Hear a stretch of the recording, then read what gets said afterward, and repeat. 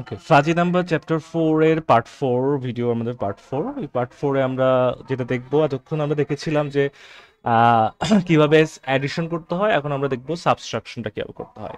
তো subtracting fuzzy numbers as intervals, let us compute fuzzy set. আমাদের এ আর B দুইটা সেট দেওয়া আছে। এর ক্ষেত্রে 0.3, 1 এর ক্ষেত্রে 0.3 পাইছি, 2 এর ক্ষেত্রে 0.7, 3 এর ক্ষেত্রে 1, 4 এর ক্ষেত্রে 0.7, 5 এর ক্ষেত্রে 0.3, 6 এর ক্ষেত্রে 0। সেম ভাবে বি এর ভ্যালুগুলো দেওয়া আছে। এই ভ্যালুগুলোর উপর বেস করে আমাদেরকে সাবট্রাক্ট করে দেখাইতে হবে। বলছে 7 থেকে 3 বিয়োগ করো, তো বি থেকে এ বিয়োগ করো। রুলস কি? রুলস হচ্ছে আগের মতোই, আমরা হচ্ছে একটা আলফা ভ্যালু নিব।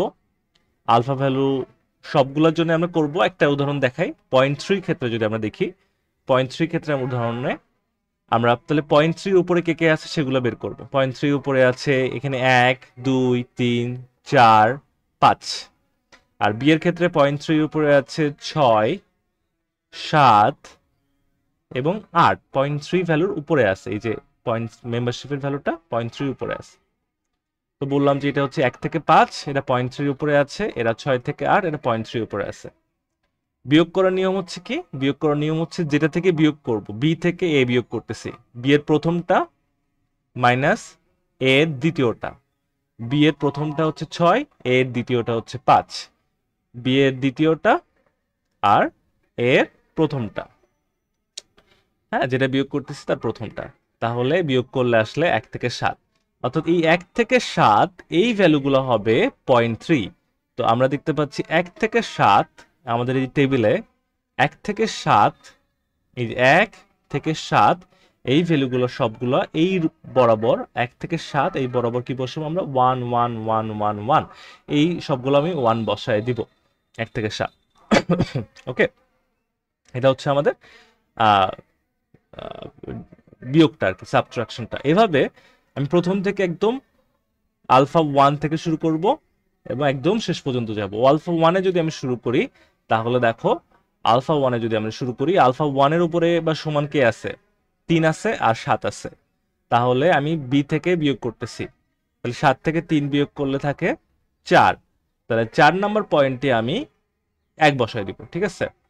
এরপর আসো হচ্ছে 0.9। 0.9 এর উপরে, আচ্ছা আরেকটা দেখি আমরা, 0.6 এর উপরে কে আছে? 0.6 এর উপরে এখানে আছে হচ্ছে আমার এ আর বি এর মধ্যে দেখবো।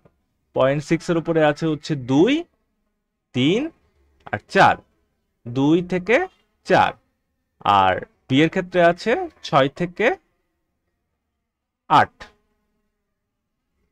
তাহলে 2 থেকে 4 আর 6 থেকে 8। তাহলে এর ক্ষেত্রে আছে 2 থেকে 4, 6 থেকে 8। তাহলে আমি বিয়োগ করতেছি বি থেকে এ। তাহলে আমি বিয়োগ করব কার সাথে?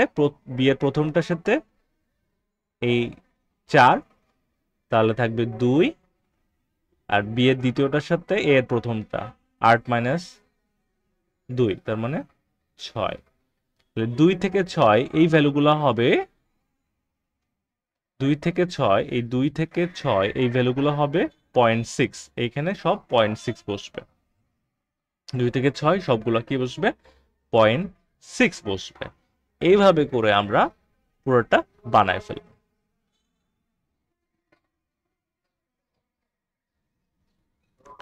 এরপর দেখো আরেকটা ওয়ে হতে পারে যে তোমাকে বললো যে ঠিক আছে, তুমি তো ভ্যালুগুলো দেওয়া থাকলে তুমি পারতেছো, তুমি যদি ভ্যালু না দিয়ে যদি কন্টিনিউয়াস ভ্যালু হয়, কন্টিনিউয়াস মেম্বারশিপ হয়। কন্টিনিউয়াস মেম্বারশিপ মানে কি? তোমাকে বলছে এ থেকে বি বিয়োগ করো, এরকম একটা গ্রাফ দিয়ে দিছে, অথবা একটা ইকুয়েশন দেওয়া থাকবে, মোস্ট লাইকলি একটা ইকুয়েশন দেওয়া থাকবে। তো দেখো এই ইকুয়েশন দুটো তোমার দেওয়া আছে। তো এই ইকুয়েশনে বলতেছে এক্স এর ভ্যালু যদি 7 থেকে ছোট হয় তাহলে 0, এক্স এর ভ্যালু 7 থেকে 8 এর মধ্যে হলে ইকুয়েশন, এক্স এর ভ্যালু যদি 8 থেকে 9 এর মধ্যে হয় তাহলে ইকুয়েশন, এক্স এর ভ্যালু 9 এর থেকে বেশি হইলেও 0। সেম ভাবে বি ফাংশনের জন্য দেওয়া আছে, কারণ আমাদের বের করতে বলছে এ থেকে বি বিয়োগ করো। তাহলে আমাদের প্রথম যে কাজটা হচ্ছে, আমাদেরকে জিরোর অংশটাকে আমি বাদ দিয়ে দিব। জিরোর অংশটাকে বাদ দিয়ে চিন্তা করবো আর কি, আমাদের ম্যাথ করার সময় জিরোর অংশটাকে বাদ দিয়ে চিন্তা করবো। আর এটাকে লেফট আর এটাকে রাইট বলবো। কেন লেফট রাইট বলবো? আমরা যদি গ্রাফে দেখি, আমরা বলছি এ এর ক্ষেত্রে 7 থেকে 8 হচ্ছে এইখানে। তো 7 থেকে 8 এইটা হচ্ছে কি আছে, লেফট সাইডে আছে।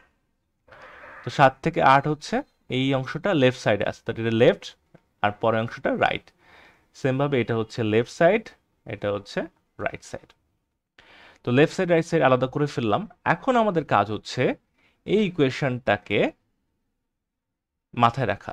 এখানে ছিল লেফট সাইডে x-7, এখানে ছিল লেফট সাইডে x-7, এখানেও আমরা আসছে কি x-7 এর বদলে আমরা লিখলাম আলফা 1 মাইনাস, আলফা 1 না a1 মাইনাস 7।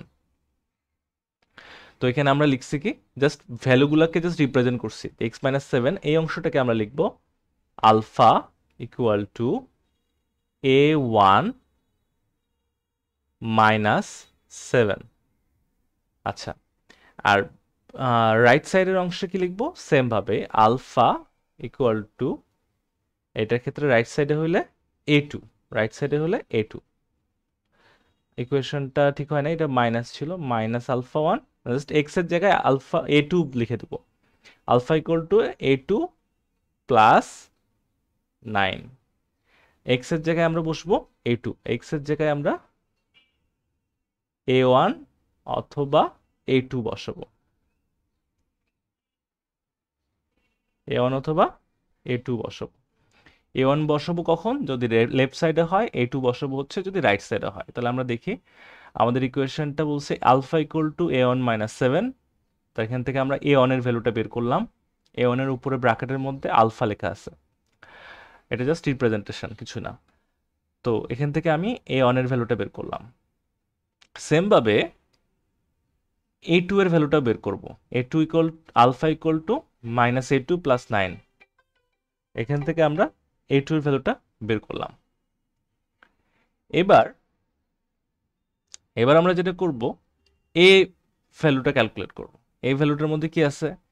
এই ভ্যালুটার মধ্যে আছে হচ্ছে আলফা 1, আলফা 1 না a1 R a2, a1 a2 for alpha কাটের জন্য a1 a2।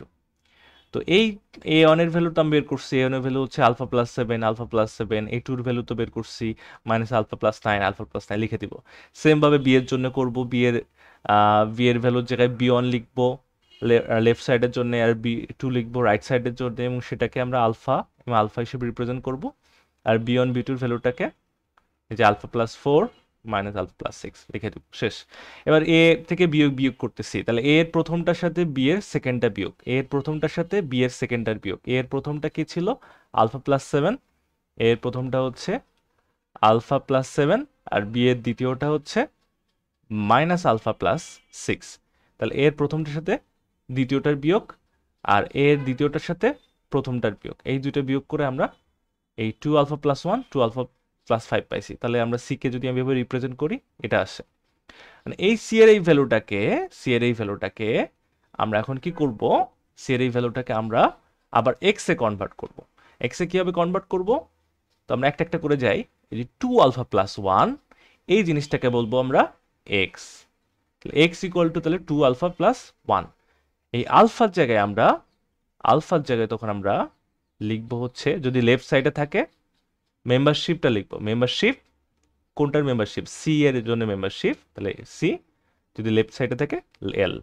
তার আলফার জায়গায় আমরা লেফট সাইডের ইকুয়েশনটার জন্য, এটা লেফট সাইডের ইকুয়েশন, লেফট সাইডের ভ্যালুটার জন্য আমরা এল লিখবো, রাইট সাইডের জন্য আর লিখবো। তো এইখানে জাস্ট রিপ্লেস করে দিব। তাহলে এক্স ইকুয়াল টু 2 আলফা ছিল 2 mu of x, 2 mu of x, just mu of x যেহেতু এক্স এর জন্য, প্লাস 1 যেটা ছিল সেম। এখান থেকে 2 মিউ অফ এক্স এর ভ্যালুটা বের করব, শেষ। আচ্ছা, সেম ভাবে এই অংশটুকু আমরা এক্স লিখব, তবে এখানে আমরা লিখব মিউ অফ আর, হ্যাঁ, mu c of r right সাইডের জন্য। সেম ভাবে মিউ সি রাইট সাইডের ইকুয়েশনটা আমরা এখান থেকে বের করব।